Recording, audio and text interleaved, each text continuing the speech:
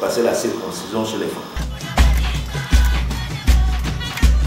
On prend un jeune homme, on le place sur les cuisses d'un ancien, un ancien suffisamment costaud, et l'opération à proprement parler commence. On lui bloque les jambes et on le fait asseoir.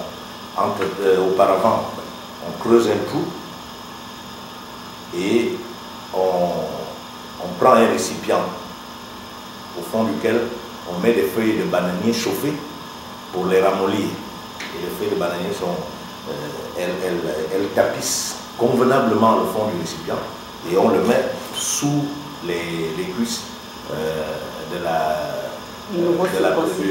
la personne à circoncire. Donc, on commence, les jambes bloquées, le chirurgien, si on peut l'appeler ainsi, ou le circonciseur, je ne sais pas trop comment on peut l'appeler, il prend le pénis de l'enfant à opérer, il tire. Avant de tirer, il simule le va-et-vient, et comme ça, pour provoquer une légère excitation, pour que le membre grossisse un peu. Donc, une fois cela fait, il tire et fait une marque avec son nom. Ils ont toujours ces caractéristiques des gens qui opèrent la circoncision dans nos villages, ces caractéristiques. Ils ont souvent l'ongle du pouce un peu développé, ils le laissent pousser. Et c'est avec ça qu'ils font la marque. Donc, une fois qu'il a tiré, il tire sur le membre, il fait la marque avec l'ongle, et puis il vous lâche un peu.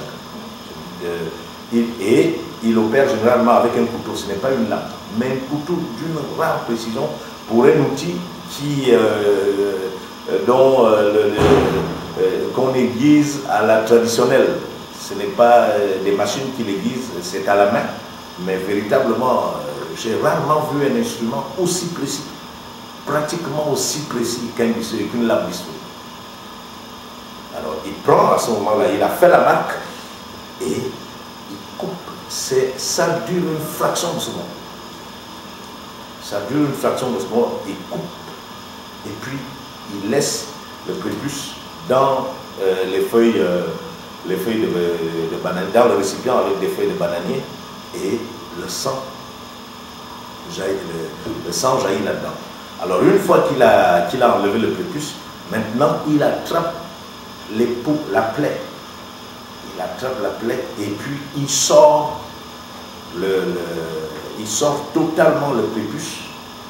Il le sort et dans un mouvement de libération véritablement, après il en sort, ce sont des graisses qui enlèvent. Il enlève toutes les graisses qui débordent avec le couteau. C'est véritablement douloureux. Mais c'est rapide. Et maintenant, il prend du piment d'alligator. Il prend le piment d'alligator, il le mâchonne.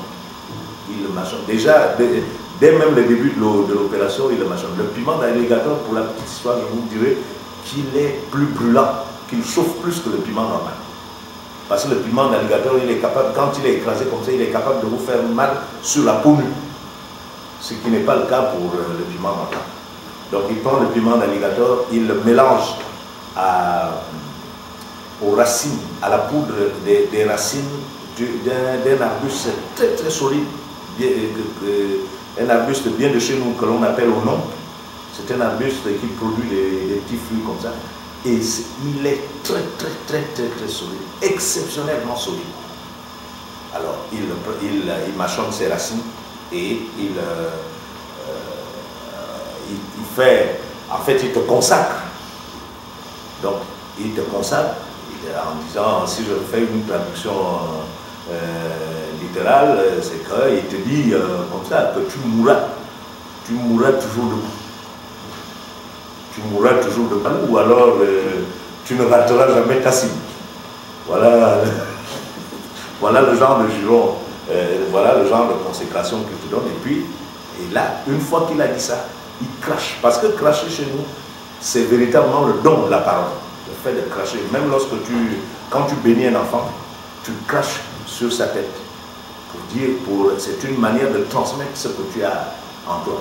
Donc, il crache ce piment d'alligator, mélangé cette espèce de pâte. Vous n'avez jamais senti, vous n'avez jamais rien senti. Je vous dis, c'est plus douloureux même que l'opération elle-même. À ce moment-là, vraiment, vous souffrez. Alors, et quand ça, je crois que ça a les facultés d'arrêter les hémorragies et en tout cas de favoriser la coagulation. Une fois qu'il a fini de faire ça, l'opération est normalement terminée. Mais si vous continuez à saigner, on aura creusé un petit trou.